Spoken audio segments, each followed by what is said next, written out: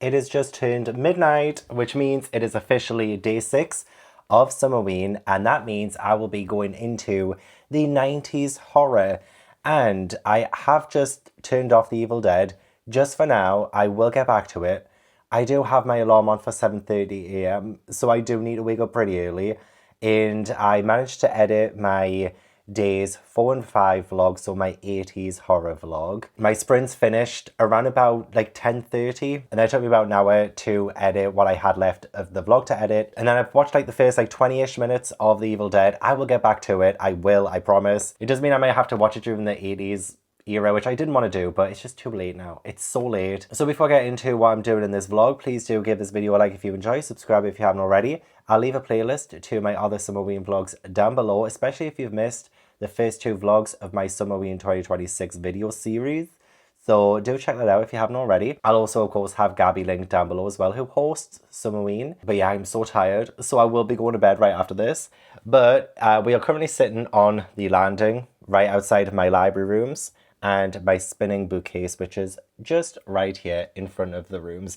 And this has all of my like nostalgic horror books on. We have Are You Afraid of the Dark somewhere? We have it here.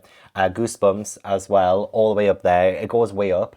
But this is also where I keep my paperbacks from hell too. I've only got one book left on here, Nightblood by T. Chris Martindale. I could not have fit this in, and I didn't end up reading The Spirit as well, so I still have The Spirit to read.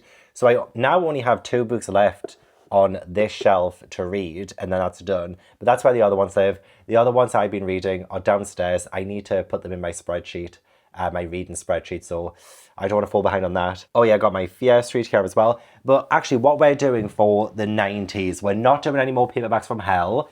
Part of me is quite glad about that, I'm not gonna lie, even though I really loved the last one I read. The Nest, I really loved that one, gave it 4 stars. Okay, maybe love is a strong word, because if I loved it, I'd give it 5 stars, wouldn't I? Okay, so I strongly liked The Nest. But what I'm actually gonna be doing is, and it's all the way down here, so you might not be able to see it. Let's see if I can move you down. Get the crotch shot. But we are going to be doing some point horror.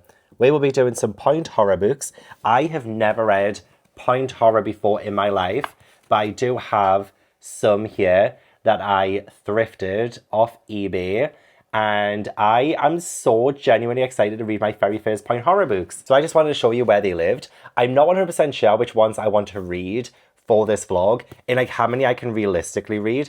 These should be pretty quick to get through. The font size in these are bigger than paperbacks from hell, and they're around about like 170 pages. This one is 160 pages. So these are relatively short-ish, and I could read, I think, like 4 Fear Street books in one day. Maybe I think my record was 5. You know, when I read all of the original Fear Street books for a vlog, I think I read 5 in one day at one point. That's how quickly I can get through them.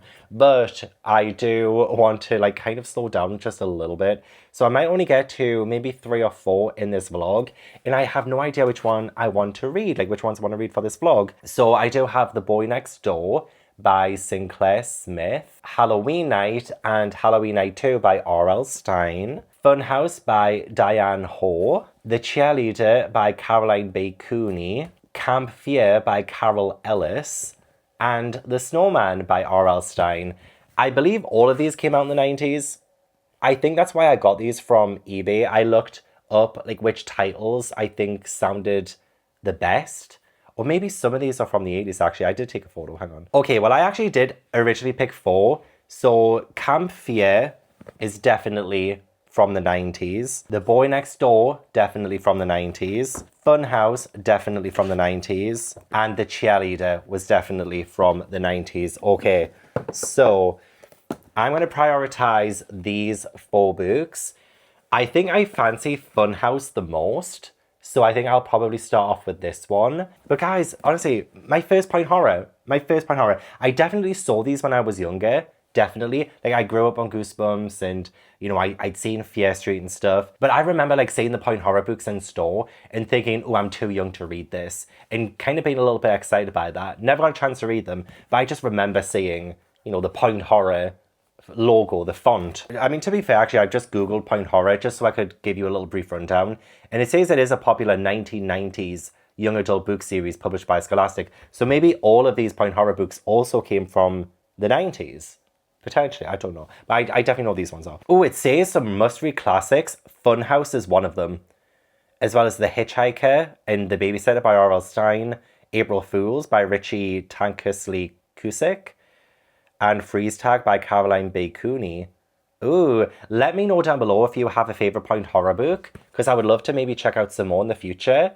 I mean, if I enjoy these. Who knows, I might not enjoy them. I'm definitely avoiding the R.L. Stine books right now because I've read a lot of R.L. Stine. In fact, this entire freaking spinning bookcase is mostly R.L. Stine. Like, look at that. Look at that. So, you know, it'll be nice to give some other authors a chance, right? I can hear one of my cats in the litter box, of course. They're telling me that, Gav, this introduction is shite. Wrap it up. Wrap it up. You know what? It is running a little bit long. I do want to go to bed. I do still need to go to bed. But yeah, I'm excited. And I will also watch some 1990s horror films, ones that I've never seen before. I mean, Scream is one of my favourite horror films of all time. And that came out in 1996. So that's pretty awesome. And yeah, let's just get into it. Let's go to sleep. And then let's get into it. You don't go to sleep though. Don't go to sleep. You keep watching. You keep watching. You use some high points if you have any left. And hopefully you have a frolicking good time.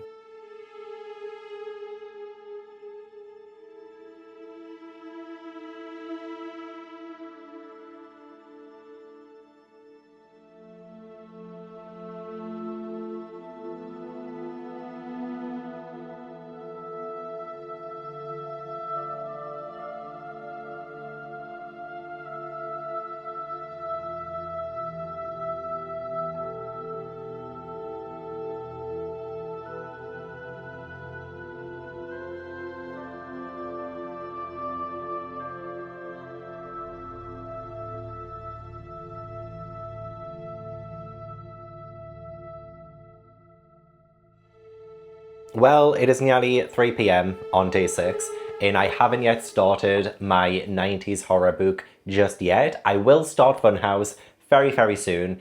I had training this morning, and then my mum came. She dropped off my Broken Binding box.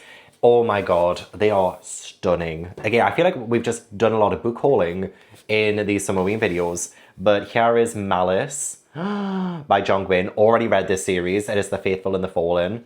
But this is the Broken Binding edition. It was the fantasy subscription, I think, for April and May. And yeah, I'm waiting for like June and July now, I think, for the last 2 books. But yeah, Vala as well, the second book.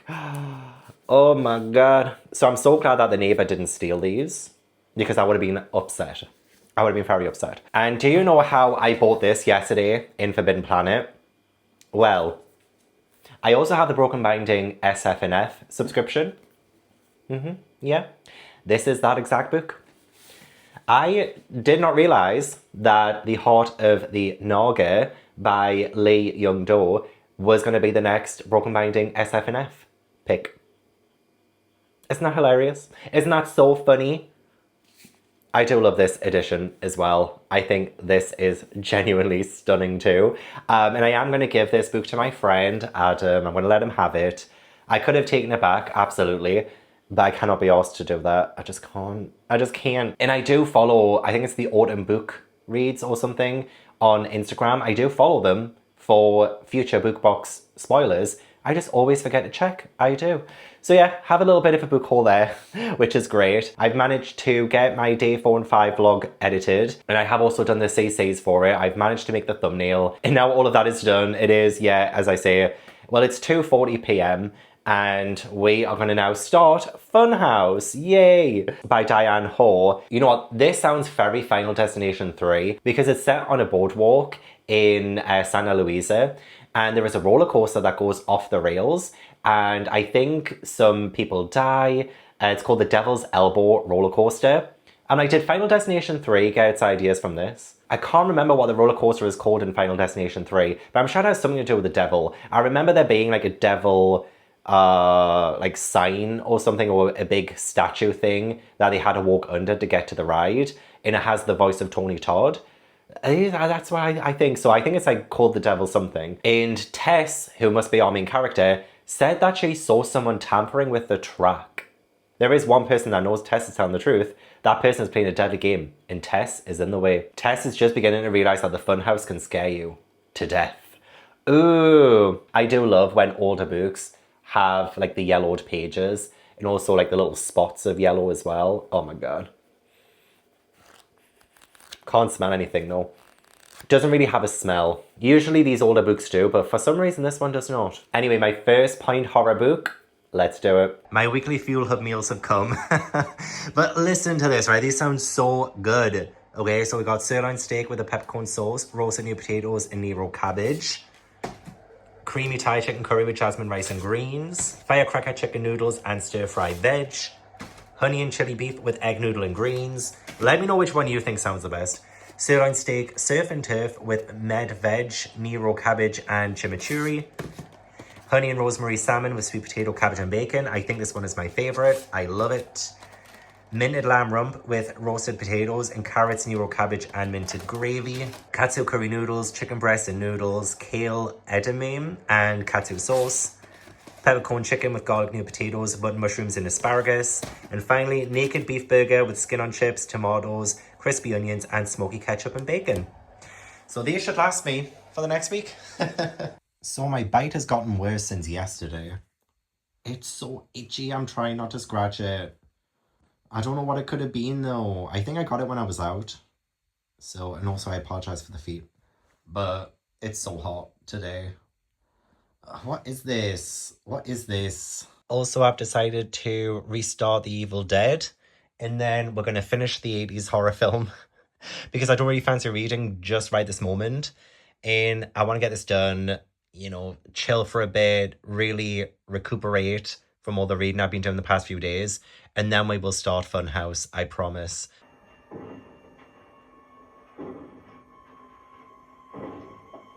Right, I am 48 pages into Funhouse, and I'm getting heated. Those goddamn police officers, and you know what? I expect it, because the amount of times I read in a Fear Street book, just law enforcement being so ridiculously unhelpful, and oh my god, I'm getting so frustrated with like the police officers in this. But anyway, we are following Tess, and I like her. She's very straightforward. She is trying to like solve this mystery because yeah, she's seen the roller coaster come off the track, but she saw someone run away, and she's the only person who saw that. So she's thinking, oh, this was tampered with. Someone has done this. And so I do really love like the scenes at the start, the boardwalk, because it sounds like really good. There was also lots of mentions of like hot dogs. Made me want a hot dog real bad. And there is good banter between friends. You know, Tess has a pretty close friend called Gina, and I like it. I like it. Even though Gina's not 100% believing Tess, she's kind of like gaslighting a little bit. Just like, oh, I do believe you that this happened, but Charlie, it's this, Charlie, it's that. But it's just like, maybe you should just like listen. Because Tess got this really threatening note, right? And this is what pisses me off about law enforcement. I'll not get into like deep spoilers or anything. I'll not tell you like who the person is. Although I have a theory of who the person is. And I had this theory from page, I mean, I might be wrong. From page 16. Page 16. But anyway, yes, this note. Dade and Sherry went up the hill with Joey right behind them. Now Dade is dead and Sherry's ill and Joey's leg can't find him. They're the three people who got hurt on the roller coaster and one of them died. If Dade was 1 and Sherry 2 and Joey number 3, who will be next? Could it be you? Why don't we wait and see? And so Tess goes to the police station, which honestly, Tess, I applaud you. I do, I applaud you. The amount of times in a Fear Street book as well, when the characters would be like, and honestly now I don't blame them. I don't blame them for not going to law enforcement. But, you know, something really scary would happen. And maybe there'd be a murder or someone would die and be like, you know what, maybe we shouldn't go to the police. Half the time I'd be like, just go with them. But you know what? Following this, I'm heated. But yeah, so firstly, Tess walks in and the police officer is like, you got a problem, little lady? What's the matter? You missing a boyfriend? Nah, that can't be it. Fellow would have to be crazy to walk out on a pretty little thing like you. So Tess says, I'm not little. And my problem isn't a boy, it's this note. And he picks it up. What's this? A love note? Oh, for fuck's sake. You know what I mean? I was just like, she asks for him to look at it. And then he looks at it and he's kind of like dismissing it. And Tess is like, doesn't that note sound like the crash wasn't an accident? And doesn't it sound like the person writing it was warning that there might be other accidents? And the officer's like, I don't see that here. Where does it say that? Oh my God. Oh my God. Oh my God. Literally where it says, if Dade was 1 and Sherry 2 and Joey number 3, who will be next? Could it be you? Why don't we wait and see? How about right there, you dumbass? So yeah, that pissed me off. There's also chapters where it's the killer's point of view, and it seems like they found a journal, and maybe things to do with the boardwalk has to do with the journal and what's been written in this journal. So it is feeling like a mystery, and I'm liking that aspect, I really am. It's also giving, is it the perfect date? It might be that Fear Street book. And I imagine so many of these books will sound so similar to other ones that were written around this time, you know, like Point Horror, Fear Street, and things like that. So I'm not expecting like a literary masterpiece or anything like that. As long as I have fun, as long as I can like really feel the teenage horror kind of side of this, then I'll be happy. But it's been pretty fast so far, so I should get it done in a few hours. Well, probably not even a few hours, maybe like an hour and a half. I really feel like I could get through this in an hour and a half. It is getting late though, it's like 8 p.m. now. I did finish watching The Evil Dead, and I did like it. I did. I did think the third act went a little bit too long. There was just a whole lot of screeching, a whole lot of laughing, a whole lot of just random ass violence and stuff. And I think just like showcasing the amazing, you know, effects, the amazing visual effects, because damn, that was gory and that was gnarly. But it was just like over and over and over and over and over again. I was like, okay, I'm done now. I think I'm done. So it just went on a little bit too long for me. But I did really like the setup. I loved how isolated it felt at that cabin. And there was a really weird scene. I was so shocked. I was visibly and audibly gasping. But if you watched my 80s horror vlog when I read The Nest, and I talked about a certain scene that was really freaking weird, well, the kind of reverse of that happened in The Evil Dead. So it's very apt that I read The Nest where this thing happened, and then watching The Evil Dead where this thing happened in reverse. You know what I mean? So yeah, I don't think I've explained that very well. Remember there was a man shagging the earth? So it was like the exact opposite of what I read in The Nest. But it's just strange. It's so strange, so bizarre. But yeah, that's what I was like visibly, audibly gasping at. I was like, freaking hell. Jeez. So it was weird, but it was like quite campy. It was quite gnarly, and again, the effects were amazing. But yeah, it wasn't quite my favorite. I do think Friday the 13th and Black Christmas are still like my two favorite new to me horror films that I've watched so far for Summerween. And hopefully whatever I pick later in terms of like the 90s horror that I'm going to start watching, hopefully that will be even better than the last ones.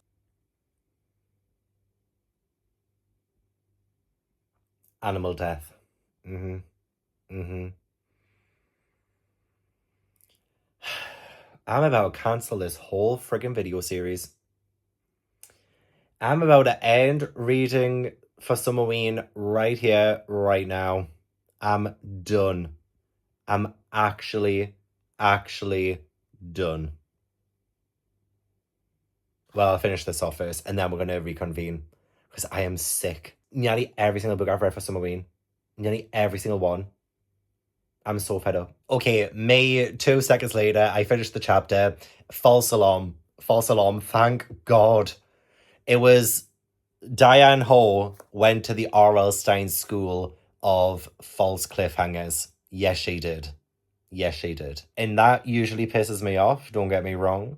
But, oh my God, I'm so happy it's an actual false alarm.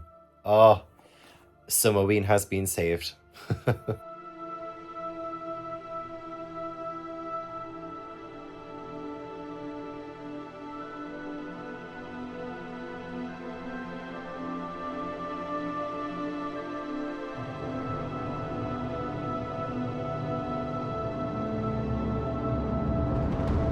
Okay, why in the world is this called Funhouse when it was only in 2 scenes?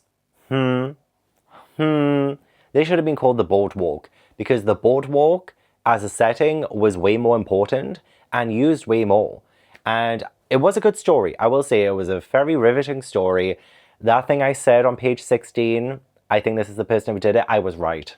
I was right. Seriously, I don't try to be Slagatha Christie all the time. Slagatha Christie just happens.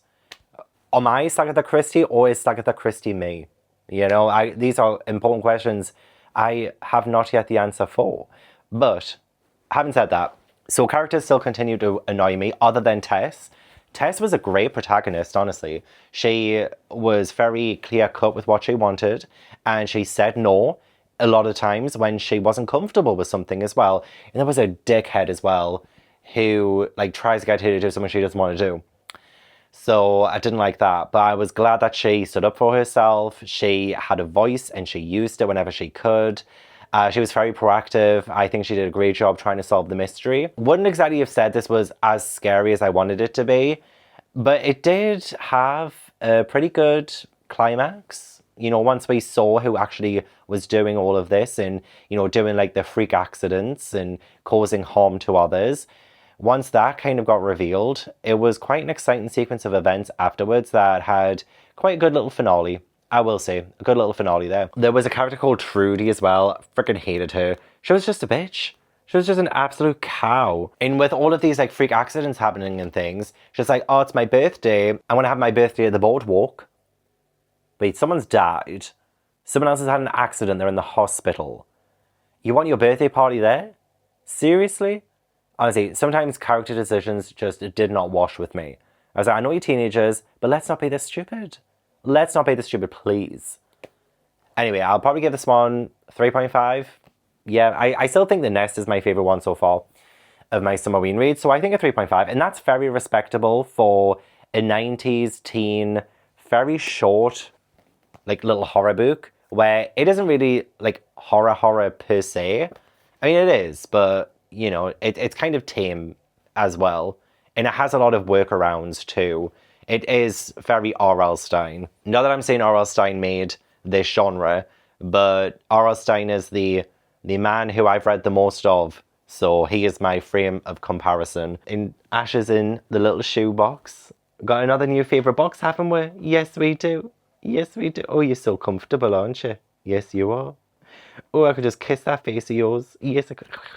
I could eat it off. I got distracted during reading this because Raven Simone confirmed there is a Cheetah Girls 4 happening, and I about screamed. I was so excited because the Cheetah Girls 1 and 2 are some of my favourite films of all time. I'm not going to lie. The Cheetah Girls 2 soundtrack, it's been number 1 in my household since 2006. I freaking love the Cheetah Girls 2 so much. I do. You gotta strut like me. Oh my god, one of my favorite songs of all time. So yeah, Raven has announced this on her Instagram, her official Instagram. However, it says it's going to be called, I think, the Cheetah Girls Next Gen, which to me makes me think that it's going to be about the Cheetah Girls' daughters. And or sons as well. Who knows, maybe they have a non-binary child too. Maybe the Cheetah Girls will have more like LGBTQ plus representation. That would be amazing. However, I want the original 4. I want the original 4 Cheetah Girls. If we're going to do this, I don't want the next generation. I don't want them passing on the torch. I wanted to see, after 20 years, I want to see the 4 original Cheetah Girls coming back together, making it big, and wrapping up that story. It's been 20 years since Galleria, Chanel, Dorinda, and Aqua were together. 20 years. I've waited 20 years for this. I know there's a Cheetah Girls 3, but Raven wasn't in it. So we need another one with the 4 of them, but it doesn't look like this is what we're going to get. I think it's going to be about the children. I think it's going to be about the children. I will reserve judgment. It could still be a bop. The songs could still be bops, absolutely.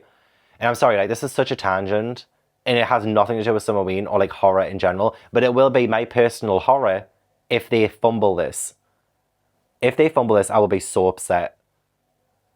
God, please. Like, I'm begging them to do a good job. I really am. I really am. But if it's going to be about the, you know, the children of the Cheetah Girls, and the Cheetah Girls themselves are going to have like a cameo, if it's just going to be like a cameo, and they're going to be in the back, oh no. But anyway, I'm so excited that it's going to happen and Raven is involved Friggin' love Raven. Anyway, let's look at some iconic 90s horror films so I can watch a horror film tonight. And then I do think tomorrow I'm going to try and read 2 more point horror and then we'll call it a day. I was almost going to quit after thinking that an animal had died again.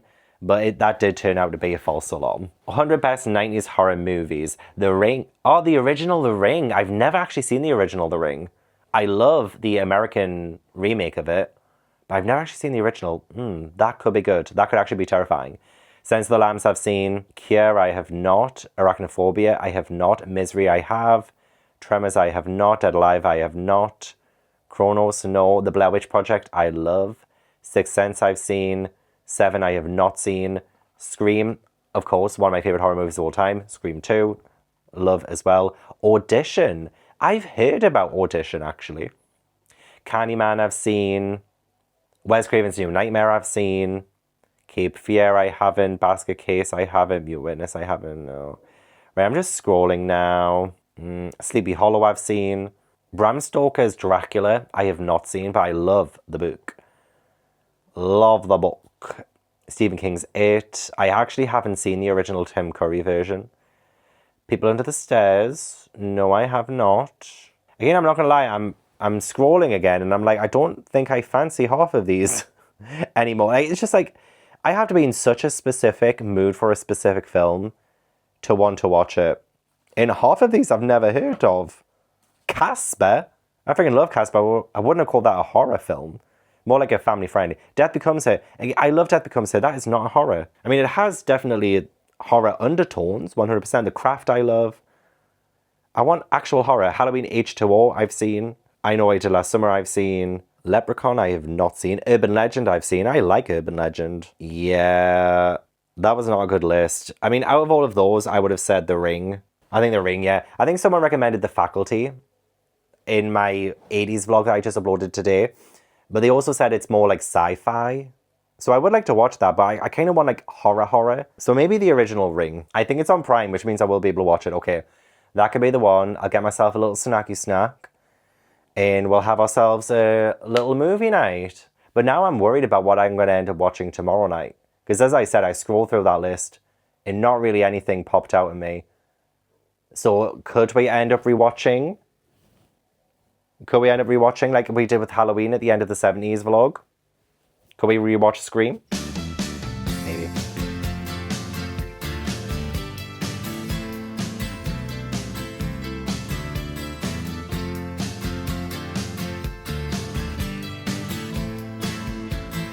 Oh, life is bigger. It's bigger than you are not me. The links that I will go to, the distance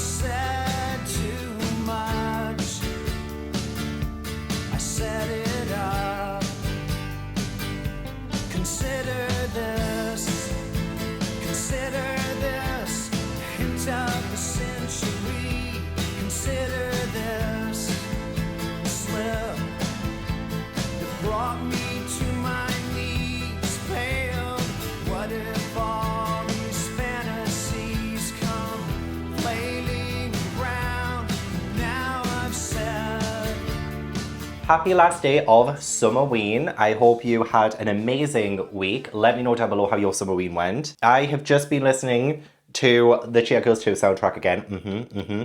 Yeah, I am getting ready, all ready for the new one. And I started doing, like, because I was listening to Amiga's Cheaters, and I started doing the titty shake. You know, during the dance break where it's like, you know that part? Well, I was doing that, and then Ash looked at me absolutely scared. His eyes just went wide and he was like, what the fuck is going on? So I'm putting the music away. It is currently 9:30 a.m. I have training at 11, which means I don't have to leave here for like another hour. So this is my second coffee of the day so far. And I do think I'm going to have a little bit of a head start on my next point horror read. Not 100% sure which one I want to pick. I did just reread the back of them. And I think The Boy Next Door is not the one for me right now. I will end up reading this at some later point. But I don't think this one sounds like it's going to be that interesting or exciting. It has a similar plot to a lot of the Fear Street books that I've read. So I am a little bit torn between the Cheerleader and Camp Fear. So the Cheerleader apparently has a vampire in it, which will be really good. And the vampire offers to make her the cheerleader in exchange for a simple bargain. And I do think I'm going to get a chance to read 2 books today, because once I'm back from the gym and things, I've showered and stuff like that, I should have time to finish whatever I start now and then read another one. Camp Fear sounds a lot like those like camping horror books and Goosebumps, you know, like Welcome to Camp Nightmare, Ghost Camp, things like that. And this one is set at Camp Silver Lake. Creepy crawly snakes. So apparently these counselors, 7 years before when they were campers, one of the other campers didn't make it home alive. And now 7 years later, the secret is coming back to haunt them. So it sounds like very Friday the 13th as well. So since I watched the original Friday the 13th for the first time recently, I do think I'm going to go with this one first, I think. It is the bigger one of the two. It's over 200 pages. Usually point horror books are around about 160 to 170. This one is 214. So this one is the biggest one out of all of them so far. And I always love when I get a secondhand book because sometimes you'll find markings in them and someone put finished at the front. So whoever owned this book before must have read it, and then whenever they finish a book, they probably write finished at the front. That's so funny. But I love books that have stories like this, which is why I kind of love writing in my books now, because then I think in like 20, 30 years time, when someone's selling it on eBay because it's, you know, it's been passed around more times than I have, and then hopefully whoever buys it then can deduce that there was a story here, you know, like whoever owned it beforehand, they can take something out of it. Maybe they might say it in one of these vlogs 30 years from now if YouTube is still running. I doubt I will be. But they'll be able to look back on this and be like, wow, that was so interesting. Like, this book, I own it now, you know? So anyway, yeah, I think I want to start with Camp Fear. Also, I love this. This is what I got from Steph's hen do or bachelorette party for the Americans. We all got matching, like, dressing gowns.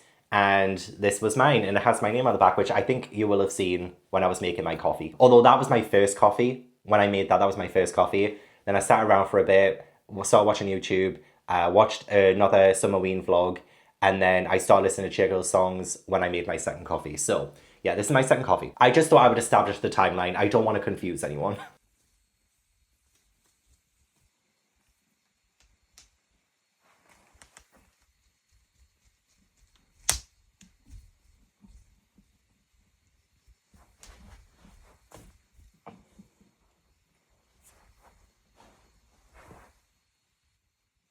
Give us it back. Thank you.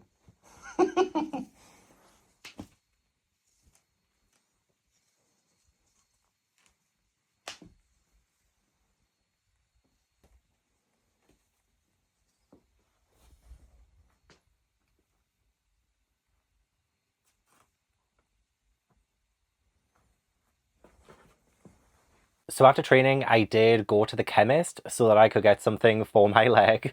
It is not looking great. It is likely to be a horsefly bite, potentially. And so I do have some antihistamines and I do have some cream to put on my leg. I've just come out of the shower, so I've had an antihistamine. I need to take another one later, and I'm going to put the cream on my leg. I didn't want to put the cream on before I went in the shower, so we're going to do that, yeah. Because, yeah, I did training today, and my trainer was like, that's looking so nasty. I was like, thanks. I've also just taken a thumbnail for this. I honestly think taking thumbnails and doing thumbnails for videos is the hardest part of doing a booktube video. And I'm currently like sweating my tits off as well. Like as soon as the camera stopped rolling, I'm in the nude, I'm sorry. At the same time, I don't want to be sitting around reading. When I'm this hot, I just want to be naked. And obviously I don't want to film that either. So I'm between a rock and a hard place. I have to keep putting clothes on to film.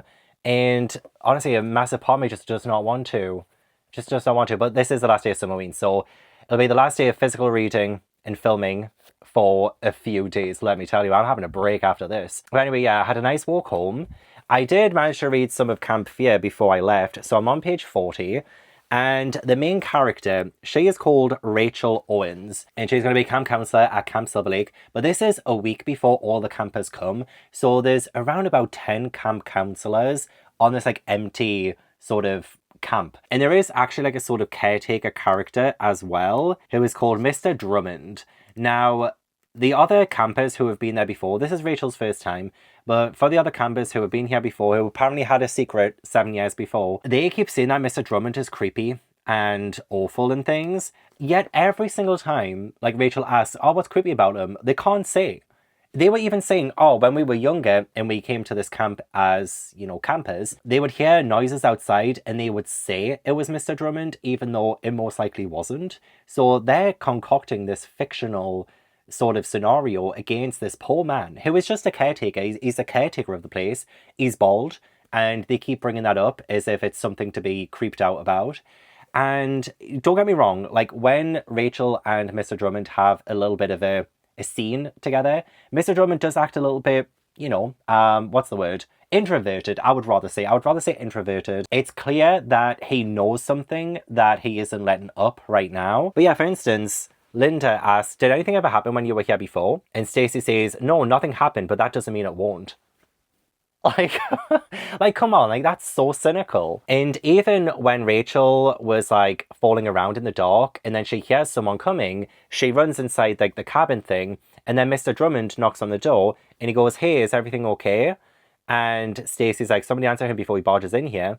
And so Linda says, everything's fine, Mr. Drummond, just fine, thanks. So Mr. Drummond says, good, just checking, didn't mean to disturb you. And then he walks away. And then Stacey says, I told you he was creepy. What part of that was creepy? Like, literally, if you're going to say that this character is going to be creepy, show me how he's creepy. At the minute, I'm like, these teenagers are just little shit stirrers. They're just little shit stirrers. Like, how rude. He's just doing his job. Let the poor man do his job. So far, nothing has really happened at all. Like, the chapter I just ended on, there was a scream in the distance. Probably some kind of prank. Usually that happens in teen camping kind of horror stories, like Point Horror, Fear Street, Goosebumps. So I'm kind of reserving judgment at the minute. Hopefully things pick up now. There does seem to be a little bit of a mystery as Rachel is discovering some photographs from years before of some of the camp counselors now who she's meeting. So yeah, I still have high hopes for this one. I think it's going to be good. I'm not wearing this today, by the way. It's too long. It's too thick as well. So it's way too hot to be wearing this, but I needed this for the thumbnail. I thought, oh, this will be a good little thing for the thumbnail with Scream, you know, Ghostface on it.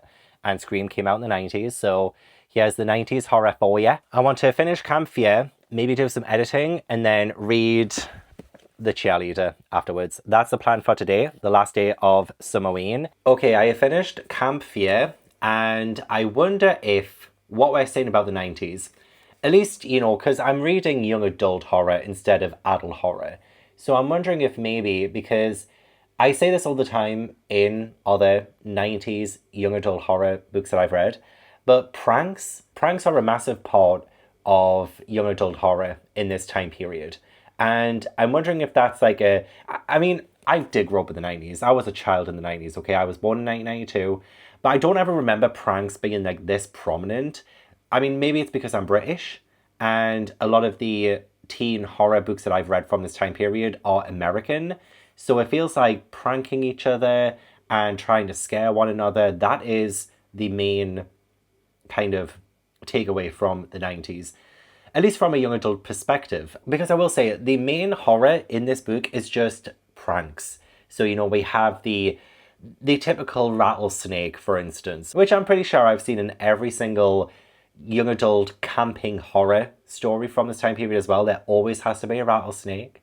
There always has to be a figure who everyone thinks is the scariest, even though they're actually a fine person. And so there wasn't anything scary about this one, unfortunately. I'll probably give it about a 2.5. I do think because you're probably sick of me reading books like this and giving them low ratings, like Point Horror, Fear Street and stuff, but I do love them. Like, deep down, I love them, I promise. Like, I find them entertaining. I kind of love how nostalgic they make me feel, even if I've never read those books before. I'm just, like, nostalgic for that time. And I kind of like the way it's kind of written. I mean, the teen romance part of this one was a little bit corny, but, you know, it was a little bit camp too. Rachel, as a main character, and you know what, it was the same in Funhouse as well. I do feel like the main characters of these stories are actually well represented. I think they are strong-willed, you know, main characters, and I love seeing them progress and try and work out the mystery of the book. You know what, actually, that's what the Point Horror books so far have been to me. They've mainly been mysteries. Mostly mysteries, actually. And you know what, that might actually tie into a lot of the horror that came out in the 90s too, because Scream, I would argue, is more of a whodunit, like a mystery kind of thing, like a mystery horror. And I did watch Ring last night. I did watch the original Ring last night, and that was kind of like a mystery as well, because the main character is trying to figure out what is going on with this videotape and how people are dying. I'll talk about that more in a second.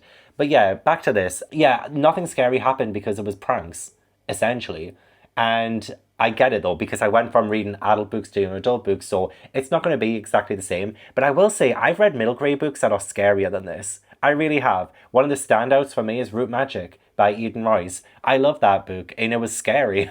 It was genuine. It's a middle grade book. It was genuinely scary. So I'm wondering like how I've read more middle grade horrors that have scared me, and yet we have like young adult horror from this time period that's mainly just pranking each other, and it's kind of just like fake scares. Say you'll hear someone scream at the end of a chapter, turns out they've just been pushed into a lake. You know, like, oh my god. So while this is called Camp Fear, it definitely lacked the fear for me. I also feel like the summary of this book kind of gives away a lot of the twists and turns of this. Oh, also, another thing that I'm not the biggest fan of with books like this is that we have a big group of characters, right? But for some reason, they never act the way they should, like real teenagers or like real people half the time. Like, all of this scary pranking stuff has happened. They're worried that there's a cycle. They're worried that they're being stalked, right? And then towards the end of the book, one of the characters isn't there. And so Rachel asks, oh, where's Linda? And then it's Stacey, I think. Yeah, Stacey's like, oh, she went out. And Rachel's like, well, she went out? And Stacey's like, well, yeah, what's the big deal? You know what the big deal is. This is page 197. We have had some instances, some like accidents, kind of like prank stuff, but like it's still been a little bit scarier, especially if you're a teenager in the middle of the woods and you're there and you're doing this camp thing. Like, sure, that would be rather scary. And yet you're asking, like, yeah, what's the big deal? She's gone out. So, like, that's just, like, one example of characters just, like, they're so dumb. They're so dumb. Even in Funhouse as well, when there's, you know, so many accidents. Like, there was even a murder that happened at the boardwalk in Funhouse. And yet one of the characters wants to have a bloody birthday party there. You know, it just... Oh, anyway, that was Camp Fear, 2.5, I think. I definitely preferred Funhouse. And so, yeah, I watched the original Ring last night. I think it's called, like, Ringu. I think that's it. And I did watch, like, the original Japanese voices with the English subtitles. However, the subtitles started to go out of sync towards the end of the film. And I think that might have just been a problem with the platform. So I did buy it. I bought the ultra high definition version of it. It was only like $4.99, which is great. And yet still, the subtitles just went out of sync by the end of it. So I was like, oh, for God's sake. But it's fine because like I knew the story anyway. I've actually read the book. I read the book 4 years ago, the original book that movie is based off. And I've also seen the American remake as well, which I love the American film. I think it's so good. And I do still prefer it, but I guess that's probably just because I've seen it more. But one thing I thought was kind of funny with the original was whenever someone would die, there'd be like a freeze frame. And I just couldn't take that seriously. It was a little bit ridiculous. So I don't know if maybe that was just like the style of the time and that was like fine to do. I will say though, the end of it is still effective. Even though I knew what would happen, the end of it is still very effective. And I love the story. I think it's such a good story. Well acted, like it genuinely was. Amazingly acted, and it was creepy. It was very creepy still, and yeah, I enjoyed it. I thought it was so good. And I think, is it called J-horror? I think that was getting really popular in the 90s, and that's why we have American remakes in the 2000s, like The Grudge as well. I believe that is also based off of a Japanese horror film. So maybe that's like a good show for tonight, because I was thinking maybe I could just rewatch Scream. But again, I might fancy watching another like horror that I've never seen before. maybe a J-horror. Maybe I could watch the original The Grudge. I don't know when that came out, though. I think that came out in the 90s, right? And I think it's called Ju-On, The Grudge. Oh, that came out in 2002. So we can't watch that one. And I have seen the American remake, The Grudge, starring Sarah Michelle Gellar, who I love. So yeah, that came out in 2002, so I can't watch that one. But maybe there is another J... Actually, there was one called Audition, which I have heard about over the years.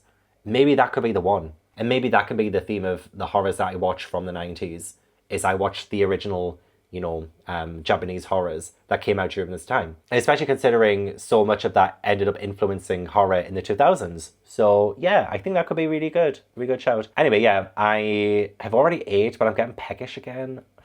I'm telling you, the heat. The heat is making me ravenous. And I'm not going to order in. I had one of my meals. I had the firecracker chicken thighs with the noodles, and it was very nice. I just want to nom nom nom, Anyway, let's do the cheerleader. I've already said what this is about. A vampire. And this vampire offers a cheerleader a simple bargain. And I'm so ready for the vampires to take over horror. Yes, I am. Hey, I finished the cheerleader, and you know what? I quite liked it. I'm going to give it 4 stars. It's definitely the best written point horror book that I've read so far. And I love the imagery around the vampire. The way that the vampire is described. The ominous, intriguing atmosphere kicks off from the very beginning. Suppose it said in its voice like antique silk, fading slightly tone, that I could make you popular.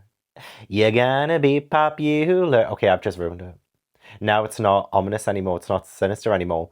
Now I'm just picturing this bloody vampire as Glinda. I even wrote at the end of chapter 1, I, Breathe the Vampire, will make you popular. You're gonna be popular. I've definitely ruined it. I mean, other than that though, other than the vampire being Ariana Grande, I loved the descriptions of the vampire. It was also said that the vampire had like long earlobes, and the main character, she's called Althea. I've never heard that name before. Yeah, Althea. Strange name, but a great name, beautiful name. And she comments, "Ooh, I wonder if his earlobes are that long because of his victims trying to get away from him." Isn't that like kind of a creepy idea? Definitely way creepier and scarier than the previous 2 point horror books I read. And even then, I wouldn't exactly say like this was like the scariest thing, even though everything around the vampire is. And I love the fact that Althea is not a mostly likable character. She's making some bad decisions because yeah, this vampire is like, okay, you get me some victims and I will make you popular. And she does that. And you know what? I love that she's different to the other point horror protagonists. Because, yeah, she is definitely not the most likable, but she has a huge like character arc. She does go on a bit of a journey. And I like the fact that this one had characters that did progress as the book went on. And so, yeah, she's given up these people so that she can get popularity and stuff. And she starts to regret it. She does. She starts to regret it. To begin with, though, you do feel all that sympathy for her because, she doesn't have friends. Whenever she goes to school, no one really sits with her. No one really talks to her. So you can see why she's doing it. But yeah, she turns really quickly. When she sees the first victim, she's come to school, she's weak because she's being drained by this vampire. And Althea sees her and she's like, nobody sat with her. Althea turned her back. It was best to accept things. And then this victim wants Althea's help and Althea cringed. Why didn't she quit school as well as quit the squad? It isn't fair of her to keep showing up and making me remember. Isn't that so mean? You're essentially the reason why this person is suffering, slowly dying. And you're like, oh, I wish you wasn't even in school because looking at her makes me feel guilty. You know what I mean? So like, she is a little bit changed herself. Who can say if she's been changed for the better? She hasn't been. But yeah, I was very interested to see like how she would progress. I like the fact that she was different to the other protagonist because I was like, okay, like she's becoming a bitch. And I love that because yeah, she's getting more popularity, she's getting more friends, and she's getting these friends and popularity through terrible means. So it is changing her as a person. I love that. So that's why I did really enjoy this book compared to the previous 2. Even though I wouldn't say it was the most scariest book that I've read. Even like if I read this as a teenager, I still probably wouldn't have been that scared. I'm trying to put myself in the shoes of a teenager when I'm reading books outside of my target age range. Yeah, I liked seeing the progression of that. I liked seeing how things were getting a little bit out of control. It definitely felt a little bit like be careful what you wish for. like the Goosebumps book, but also just there's plenty of stories like that, isn't there? Where you make a wish and you think you're getting what you want, but it turns out you have a price to pay kind of thing. That's kind of what this sort of formula is with this book. I will say the way that it wraps up is very anticlimactic. It doesn't really feel like there's a big confrontation or anything. I was expecting something a little bit more dramatic. And that's something that I will give the previous 2-Point Horror books props for, because they did have more explosive finales.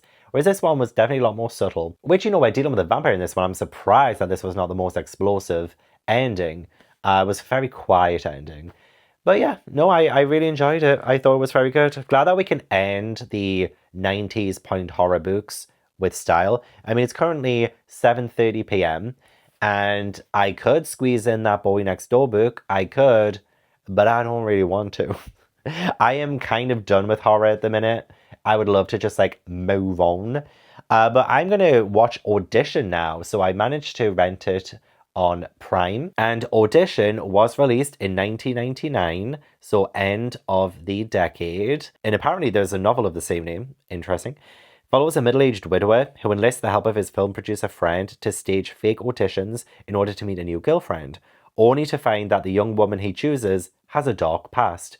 And according to the summary on Prime, it says one of the most notorious J-horror films ever made. And I have seen it in a few people's most disturbing horror lists, so I'm ready for some disturbing horror. Yes, I am. So we'll watch this, and then we'll wrap up Summerween. I'm like, should I make myself a late night? Well, it's not even. It is late. 7:30 p.m. is late, but it's still bright outside. This is one of the reasons why I love the summer for the longer days, absolutely. But I also hate the summer for how hot it is, but also the bugs. I feel like I've had 2 antihistamines and I put the cream on. I feel like it is maybe getting better already. Like, it's not itchy, which is good. It was itchy before, but it's not itchy anymore. And it's looking a little bit better. What was I saying again? Yeah, late night decaf cappuccino with pumpkin spice syrup. I think I want to have that, even though I am hot. But there's just something about it, innit? There's just something about a late night cuppa that just hits differently. And especially when you're about to sit down and watch a horror film as well. It is the comfort of it all. Even if it makes me feel uncomfortable because I'll be sweating my tits off, it's the comfort of it.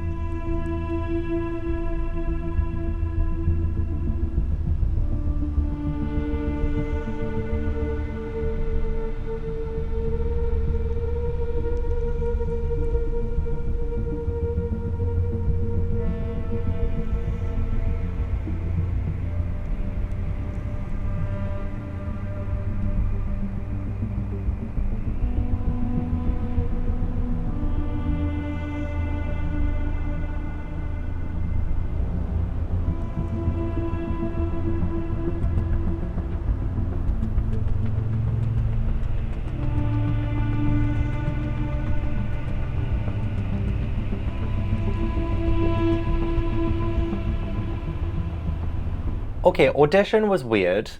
It was very weird. I was so unsure about like the first hour of the film, but then the last 40 minutes, okay. I mean, it was gruesome. Parts of it were very gruesome. Yeah, very slow going, but it was good. It was good. I couldn't say I enjoyed it, but it was definitely a film, and I watched it. Just unhinged, random as well. Oof, I can imagine had I watched it when I was younger, and definitely in the late 90s, early 2000s, that would have affected me. It would have affected me. But anyway, yeah, it was still very good. But yeah, that's my 90s horror films that I'm watching. It's now 10:15 p.m. and we're going to wrap up Summerween as a fly. We're going to wrap up Summerween and this vlog too. And I might end up rewatching Scream after this, because I don't think there's anything else on that I really fancy. So in my 3 Summerween vlogs, I managed to read 7 books. That's essentially a book a day. I read Killer by Peter Tonkin. and The Auctioneer by Joan Sampson in the 70s Summerween vlog. I read The Abyss by Jer Cunningham and The Nest by Gregory A. Douglas in the 80s Summerween vlog. And then this vlog, I managed to read some point horror with Funhouse by Diane and Camphia by Carol Ellis.